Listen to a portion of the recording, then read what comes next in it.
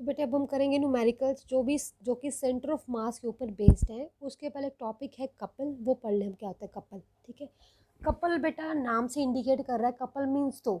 ठीक है ना, तो एक ऐसी पेयर ऑफ फोर्स, ठीक है, ऐसी पेयर ऑफ फोर्स जब हम लगाएंगे तो बॉडी क्या करेगी, रोटेट। ठीक है ना, फॉर एग्जाम्पल जैसे हम अपनी बोतल को खोलते हैं, ठीक है, बोतल को खोलते हैं हम थंब और फिंगर से क्या लगाते हैं, फोर्स लगाते हैं उसको खोलने के लिए। जब हम फोर्स लगाते हैं तो उसके बाद क्या हो जाता है, वो ओपन होता है, मीन्स जो लिड है वो रोटेट होता है, मीन्स ठीक है ना, जो कैप होता है बोतल का वो क्या होता है, रोटेट होता है। ठीक है, तो कपल क्या है, pair of equal and opposite force with different line of action. देखो थंब, जब हम थंब और फिंगर के साथ, अपने थंब और फिंगर के साथ ही खोलते हैं ना कैप बॉटल का, तो थंब एंड फिंगर क्या है, दोनों pair of equal and opposite forces हैं जो डिफरेंट लाइन ऑफ एक्शन के साथ एक्ट करती हैं। ठीक है ना, उसको क्या कहते हैं हम, कपल। ठीक है, जैसे ये है, ठीक है, इसको जैसे ये लाइन ऑफ एक्शन है, ठीक है, जब मैं इसको रोटेट करूंगी तो ये इस तरफ को रोटेट होगा, ये इस तरफ को रोटेट होगा, मीन्स ऐसे ये रिवॉल्व ऐसे करेगा। ठीक है, रिवॉल्व।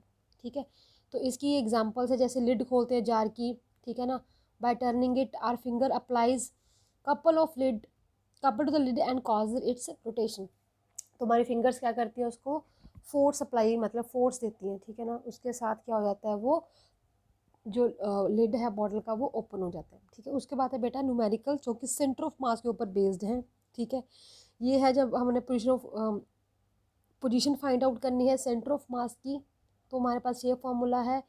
2 पार्टिकल सिस्टम के लिए ये है, n पार्टिकल सिस्टम के लिए ये वाला है। ठीक है ना, अगर 3 पार्टिकल सिस्टम आ जाता है तो उसमें हमने थर्ड पार्टिकल की पोजीशन वेक्टर और उसको मास को ऐड कर देना है। ठीक है ना, तो ये फॉर्मूलाज है बेसिक। ठीक है ना, उसके बाद हम एक न्यूमेरिकल देख लेंगे। ठीक है, बाकी आप ट्राई कर लेना। फर्स्ट है, if 3 point masses m1 m2 m3 are situated at the vertices of equilateral triangle of side A.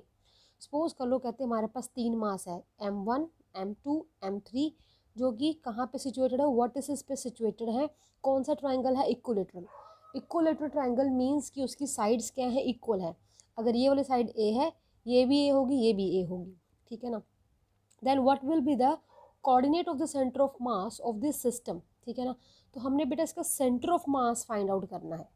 Centre of मास हम तभी फाइंड आउट कर पाएंगे जब हमें इसके कोऑर्डिनेट्स पता होंगे। ठीक है, हमें तो सिर्फ मासेस दिए हैं, पोजीशन वेक्टर्स तो नहीं दिए, तो हमने पोजीशन वेक्टर निकालने हैं। कैसे निकालेंगे, सपोज कर लो, कहते हैं जो हमारे पास m मास है वो कहाँ पे लोकेटेड है, ओरिजिन पे लोकेटेड है।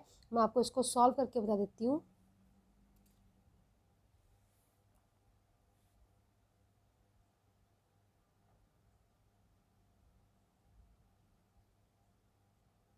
ठीक है, ये मैंने सॉल्व किया था। ठीक है, सपोज मेरे पास एक इक्विलेटरल ट्रायंगल है ए बी सी। ठीक है ना, इनकी साइड्स कौन कौन सी है, ए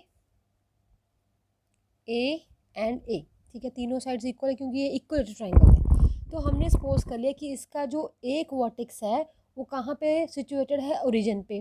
तो बच्चे जब ओरिजिन पे सिचुएटेड होगा तो उसके कोऑर्डिनेट्स कौन से होंगे, 0 0। तो ए के कोऑर्डिनेट्स क्या आ गए हमारे पास, 0 0। ठीक है ना, तो बी के कौन से आ जाएंगे, बी। देखो एक्स एक्सिस की वैल्यू है, मीन्स एक्स एक्सिस की वैल्यू है ए। ठीक है, यहाँ पे कोऑर्डिनेट वाई क्या है, 0। ठीक है, ए 0 आ गए सी के। ठीक है, आगे सी के। अब हमने बी के फाइंड आउट करने हैं। ठीक है, बी के फाइंड आउट कैसे करेंगे हम, देखो ए के तो ये पूरा क्या है, ए है।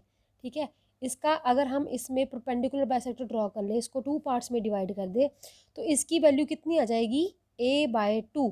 मीन्स जो x की वैल्यू है वो कितनी आ जाएगी, a/2। ठीक है, x की आ गई। अब हमने y की निकालनी है, ये वाली वैल्यू, कि ये वैल्यू कितनी है। हम क्या करेंगे, यहाँ पे पाइथागोरस अप्लाई करेंगे। पाइथागोरस अप्लाई करेंगे, हमारे पास इस साइड की वैल्यू है a, इस साइड की वैल्यू है a/2। हम पाइथागोरस अप्लाई करेंगे कि हमारे पास ए बी का स्क्वायर किसके इक्वल होगा, ओ बी का स्क्वायर प्लस ए ओ का स्क्वायर। ठीक है, तो हम शिफ्ट कर देंगे इसको, जैसे मैंने सॉल्व किया है। ठीक है, इसको मैंने शिफ्ट कर दिया इस साइड, ए बी का स्क्वायर माइनस ए ओ का square is equal to o b का स्क्वायर या बी ओ का स्क्वायर, वट एवर। ठीक है ना, यहाँ पे हमने ए बी की वैल्यू सब्स्टिट्यूट की, क्या है ए बी की वैल्यू, ए, एंड ए ओ की वैल्यू क्या है, a/2। ठीक है, यहाँ पे वैल्यू सब्स्टिट्यूट कर दी, ए स्क्वायर माइनस a/2 का whole square is equal to o b square. ठीक है ना, यहाँ पे स्क्वायर सॉल्व किया, a²/4 आ गया, एलसीएम लेके सॉल्व कर लिया, क्या आ गया हमारे पास, 3a² / 4 is equal to o b square. बच्चे स्क्वायर का हम क्या करेंगे, इस तरफ रूट कर मतलब स्क्वायर को इस तरफ शिफ्ट करेंगे, रूट बन जाएगा, ठीक है ना। तो जब रूट बन गया तब हमें पता है रूट के साथ 4 का रूट कितना होता है 2, ठीक है ना। तो 2 क्या आ जाएगा बाहर, सॉरी ये बाहर आएगा, इस ये नहीं आएगा, ठीक है। √3/2 बाहर है, तो इसके कोऑर्डिनेट्स क्या आ जाएंगे, √3/2, स्क्वायर के साथ रूट कैंसिल आउट हो गया, ठीक है। ये किसकी एक्सिस वाई के कोऑर्डिनेट्स आ गए हैं। तो यहाँ पे एक्स के कोऑर्डिनेट्स कितने थे, a/2, ठीक है। ये किस पॉइंट के हमारे पास कोऑर्डिनेट्स हैं, बी के, ठीक है ना।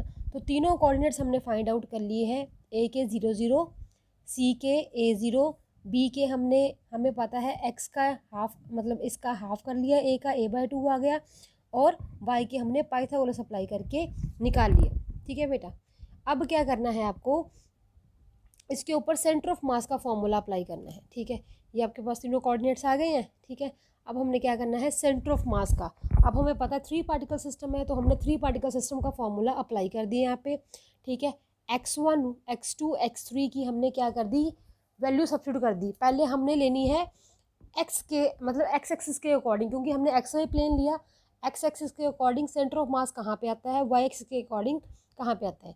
यहाँ पे हमने वैल्यू सब्स्टिट्यूट की, हमारे पास ये इक्वेशन बन गई, और जब हमने इसमें वैल्यू सब्स्टिट्यूट की तो हमारे पास ये वाली इक्वेशन बन गई, ठीक है ना। सिमिलरली आपने क्या करना है, नेक्स्ट जो है वो ट्राई करने हैं, ठीक है। अगर इनमें आपको कोई प्रॉब्लम आती है तो मुझसे डिस्कस करना है, ठीक है बेटा।